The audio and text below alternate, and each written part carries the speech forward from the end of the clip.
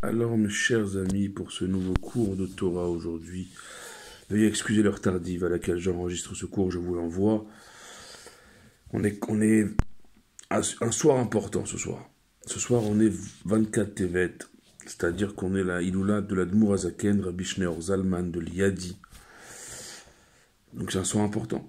Iloula de l'Admour Azaken, les Alter Rebbe, le premier Rabbi Chabad. Donc c'est un soir et une journée demain où l'Admour Azaken il nous donne les forces de pouvoir terminer cette galoute, terminer cet exil et amener concrètement, dans le concret de nos vies, Mashiach Tzidkenu Bekarov Mamash, en étudiant Chassidut. C'est ça qui a amené l'Admour Azaken. L'Admour Azaken, il a amené la Chassidut du Baal Shem Tov et du Magi de Mezrich, ses maîtres. Il a amené de manière guilouille, de manière révélée et de manière accessible et compréhensible à tout un chacun, à travers le Tanya, à travers Torah Or, l'écouter Torah, Shulchan Aruch Harav, et les Biurei Chassidut qu'on a étudié hier dans les Tehillim. On a étudié hier, Baruch Hashem. Et ça colle parfaitement avec la paracha de notre semaine, Shemot. Et les Shemot Bnei Israël, que on sait ce Shabbat dans la paracha qu'on va lire. Alors on sait que c'est la descente en exil et en esclavage pour nos ancêtres, mais que Yerida Letzorech Aliyah, on a un enseignement comme ça dans Chassidut, que chaque descente, elle est Letzorech Aliyah, elle est pour le besoin d'une montée, d'une remontée, et une remontée souvent, parfois à un niveau plus élevé encore qu'avant la descente. C'est très bien que déjà dans Parashat Shemot, on va voir ce Shabbos, déjà les premiers miracles d'Akadosh Baruch Hu. Et nous aussi, Baruch Hashem, on voit qu'on est dans une situation de bascule, où aujourd'hui, d'ailleurs, il y a un grand kabbaliste à Yerushalayim, 104 ans ou 105 ans, qui a dit un inyan intéressant, que chaque jeune du dit Tevet dans le ciel, il est décidé de la galoute ou de la Géoula. Il est décidé de l'exil ou de la délivrance. Et que l'année où le dit Tevet, il a été décidé de la destruction du Beit HaMikdash, effectivement, quelques mois plus tard, le Beit HaMikdash, il a été détruit. Maintenant, cette année particulièrement, ce dit Tevet de cette année, ce kabbaliste, 105 ans, à Yerushalayim, Rav Shmueli, il a dit que cette année, le dit Tevet, il a été décidé dans le tribunal céleste de la Géoula. Alors, on y croit, on n'y croit pas. Mais il vaut mieux y croire. Pourquoi? Parce que si jamais c'est vrai, attention, on va vers quelque chose qu'on ne mesure même pas. Et ça fait des semaines que je vous le dis, c'est pas moi qui le dis, c'est tous les rabbanim, tous nos maîtres, qu'on est encore une fois dans un moment de bascule, comme il y en a eu d'autres avant, mais ce moment de bascule, il est particulier parce qu'on voit qu'il y a plusieurs fronts, et que finalement, dans le monde, comme la Gemara de Sota le dit, un des signes de Mashiach, c'est que on ne saura plus où aller. Tous les signes sont en place.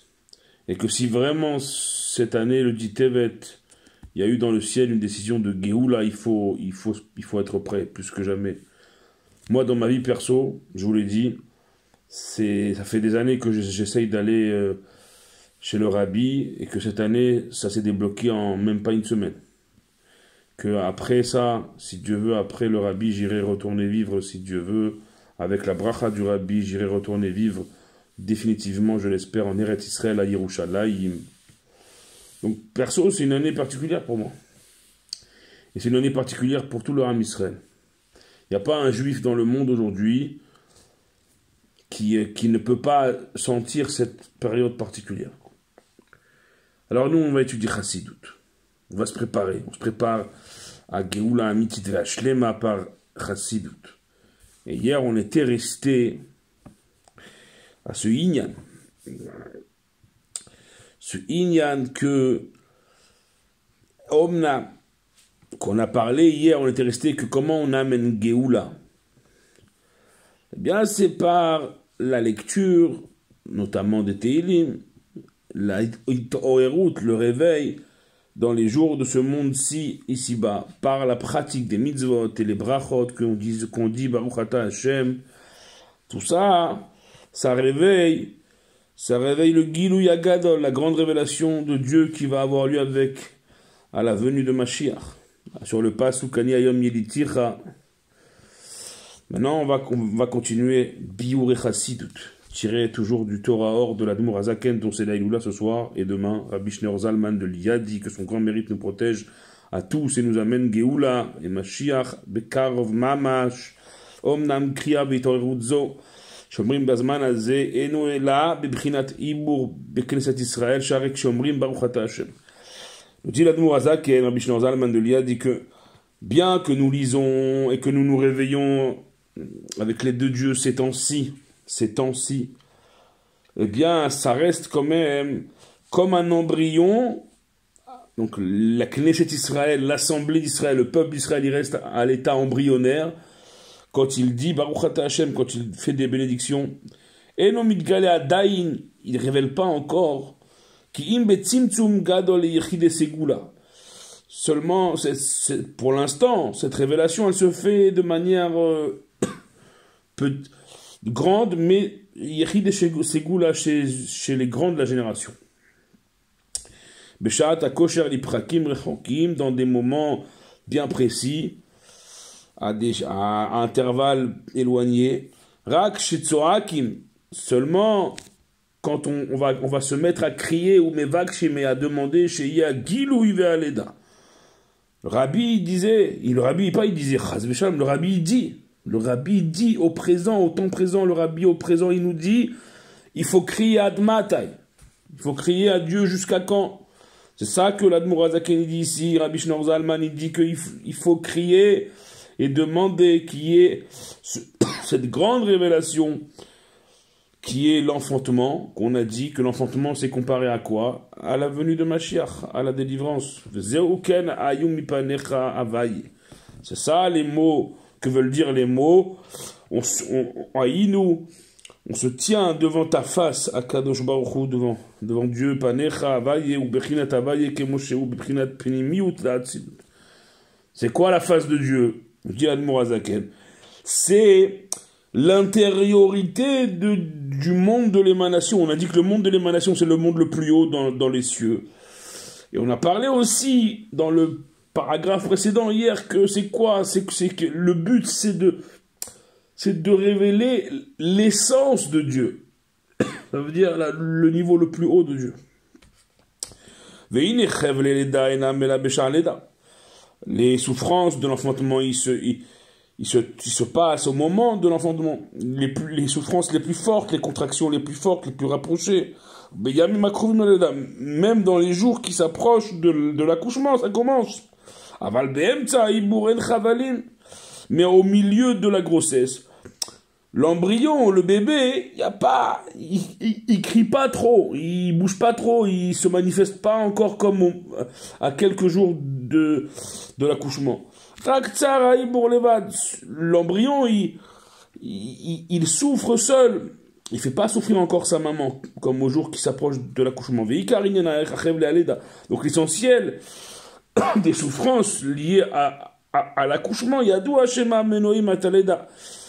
c'est connu qu'elles empêchent l'accouchement de venir un peu plus vite, ou là de la tête, elles empêchent ces souffrances au bébé de sortir plus vite. Pareil, nous dit l'Admour Azaken,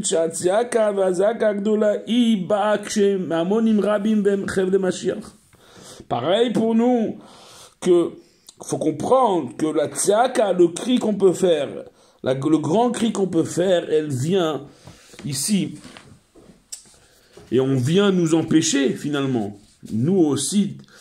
Et c'est ça les Chev de Mashiach. Les vraies souffrances de Mashiach, c'est les empêchements qu'on nous fait pour nous empêcher de nous approcher de notre délivrance, de notre accouchement. Bador Sheyavo Bimera Yamen, dans la génération où Mashiach viendra, Amen.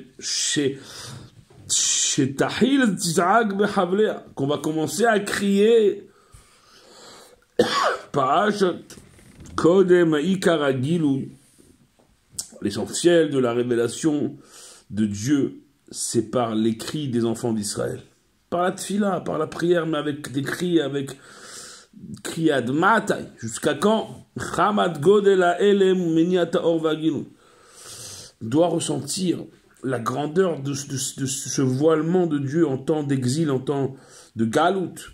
Et le fait que par ce voilement en temps d'exil, ça empêche la lumière et la révélation de Dieu. Et ça doit causer un manque en nous. Et on doit prier, on doit crier pour amener définitivement cette lumière de Dieu, cette révélation de Dieu.